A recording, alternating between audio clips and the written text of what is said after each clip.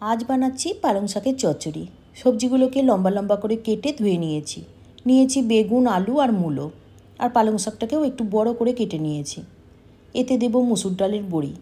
এই বড়িগুলো Arambagh food mart থেকে নিয়েছি। এখানে সব জিনিসই ভালো, আর সেগুলো অন্য দোকানেও পাওয়া যায়, কিন্তু এখানকার বিভিন্ন রকমের বড়িগুলো খুব ভালো হয়। প্রথমে বড়িগুলো ভেজে তুলে নিয়ে ওই তেলে রাঁধুনি ফোড়ন দিলাম। তারপর কেটে রাখা আলু মূলোগুলো দিয়ে দিলাম, সঙ্গে একটু আদা কুড়িয়ে দিলাম। তারপর ওর মধ্যে বেগুনটা দিয়ে দিলাম, কাঁচা লঙ্কা, নুন, হলুদ সব দিয়ে এগুলোকে মিশিয়ে নিয়ে চাপা দিয়ে ভাজলাম। এখন সারা বছরই প্রায় সব সবজিই পাওয়া যায়, এমন নয় যে শীতের সবজি শীতেই খাওয়া যাবে। সবজিগুলো নরম হয়ে এলে একবার ভালো করে মিশিয়ে শাকটা দিয়ে দিলাম। এই রান্নাটায় কোনো জল পড়বে না।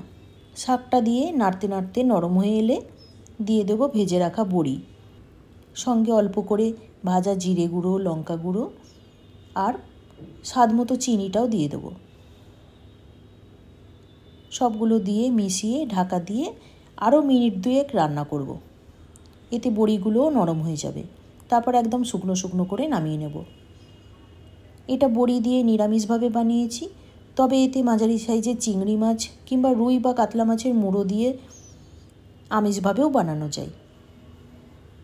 বানিয়ে জানাবেন কেমন লাগলো, আর ভালো লাগলে অবশ্যই লাইক, শেয়ার, কমেন্ট করবেন।